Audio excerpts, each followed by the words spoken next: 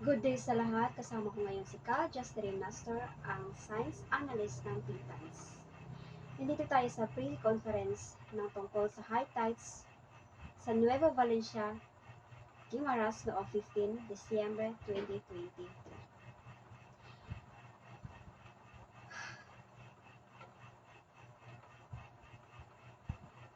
Ngayon, tanungin natin si Ka, Justin Master. Ano ang nangyari sa Nueva Valencia High Tide event? Noong 15 December sa 5:20 p.m., walang high tide ang na-predict nito or na-track during sa observation hour. With a tide table at 7:59 na-shock lang din kami na bakit kumanito lang yung system na nagbigay siya ng update na 7.0 feet. Tulad ng pagwawar namin sa main sea level station of the event at Nueva Valencia in Guimaras with a height of 7.0 feet and the water depth is 7.0 to 7.8 meters was measured and tracked during the time of the event.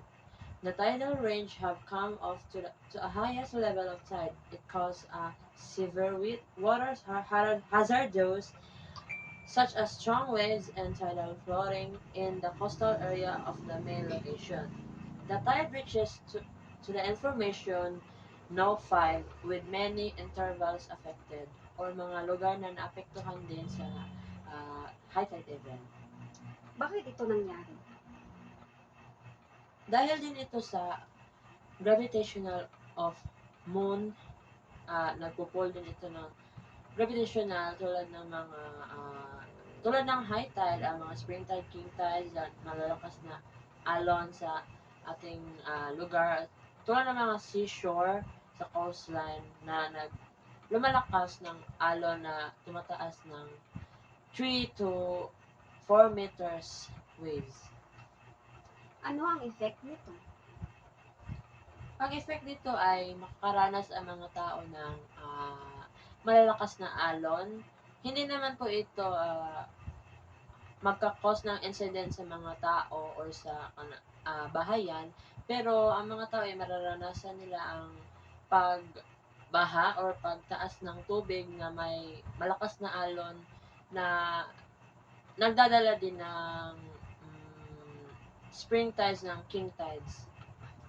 Wala bang baha ang naranasan sa lugar? Based on our monitoring system, wala naman pong baha ang naranasan sa mga city or sa municipalities ng Nueva Valencia.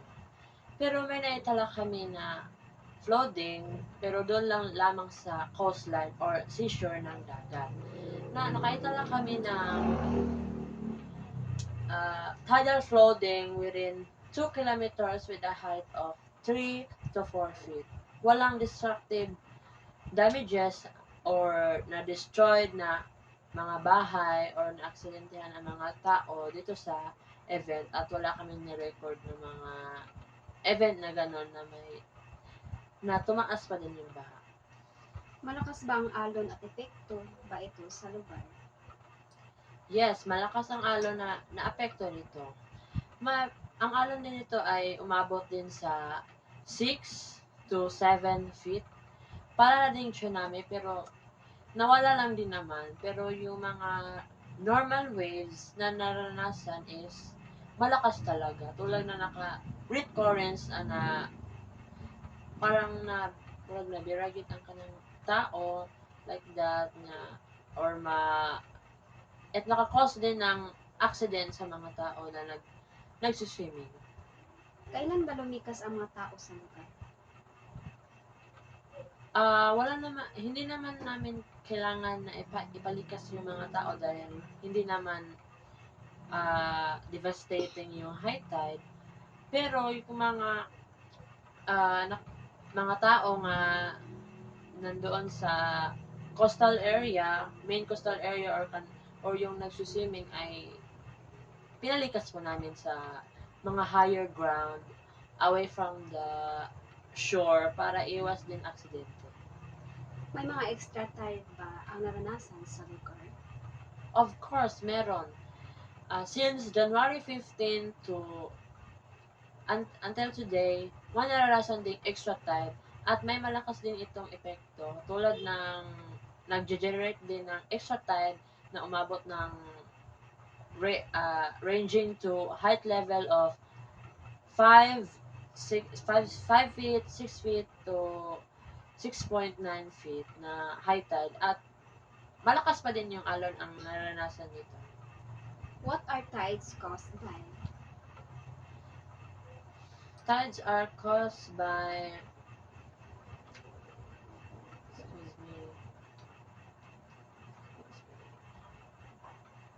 Unfortunately, tides can impact a coastline in a variety of ways, including some that are devastating. Tides can impact shoreline resulting in more damages. As it became one of the most deadly and destructive storms, as the ocean's tide played a critical role as the hit the coastline of Nueva Valencia, tulad ng Nueva Valencia at buong karagatan ng Pilipinas.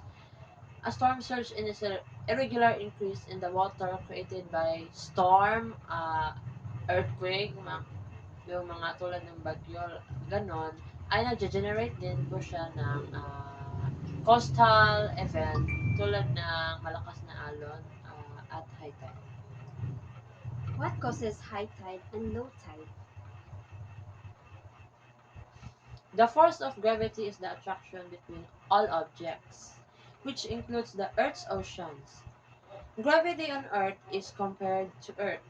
The moon, the moon's gravity is 1/2 as strong, while the sun is almost 28 times stronger.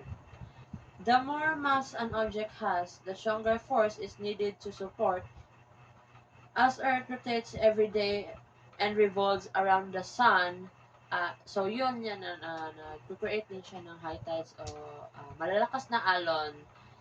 On the opposite side of Earth, the water also bulges from rotation at the same time.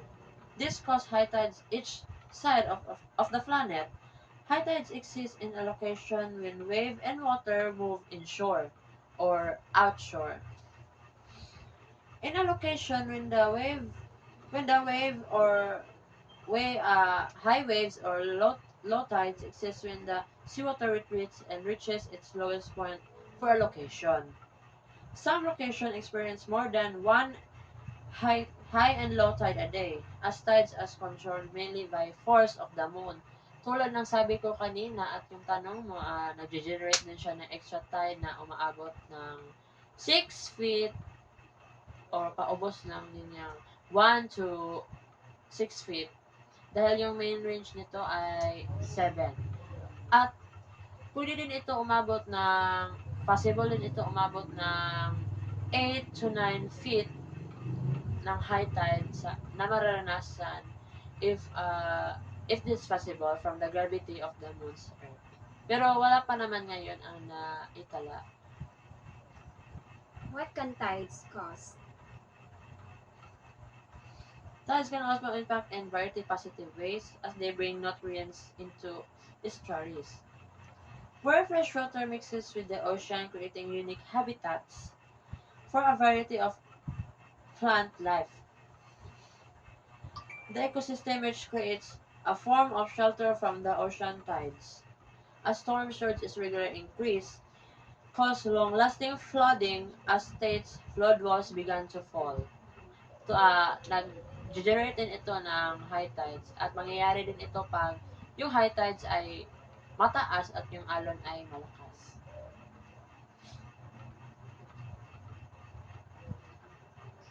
Next question.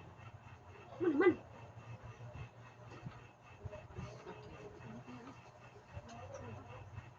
So, yun tayo.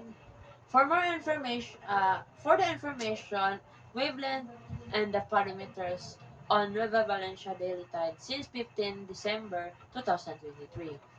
Highest meter above is the 7.0 na naranasan din sa Nueva Valencia. Wavelength, amplitude, wave cycle parameter, period time.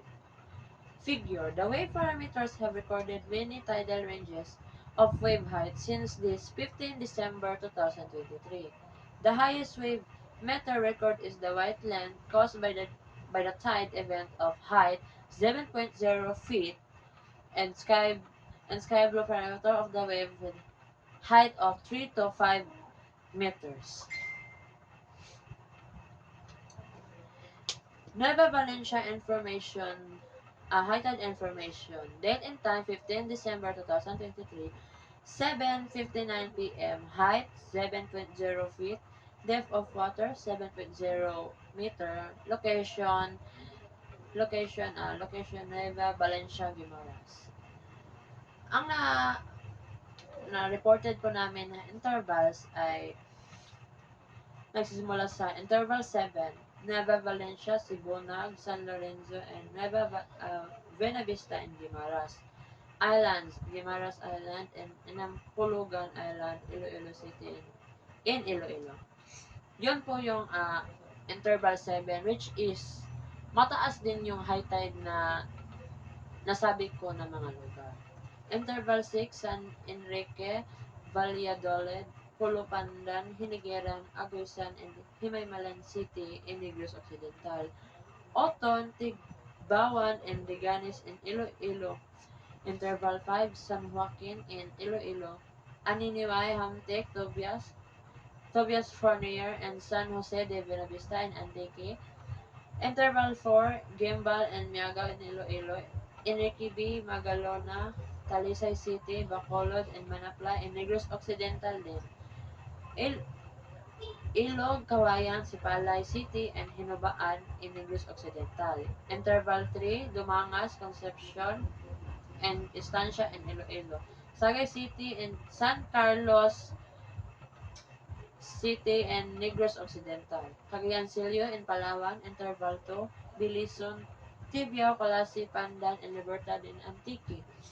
Buruanga, Malay, offshore of Ibahay, Banga River, Calibo River, New Washington, and Batan in Aklan.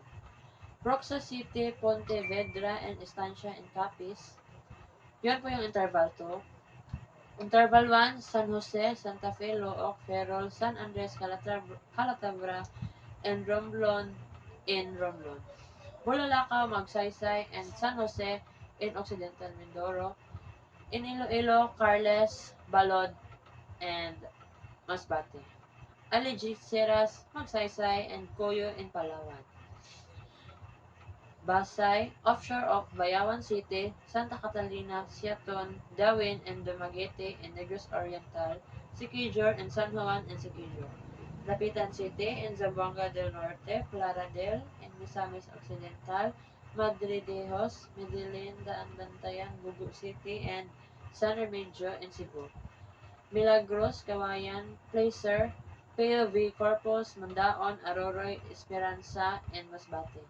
Araceli, Dumaran, Araceli, Roxas, and Linapakan, and Palawan.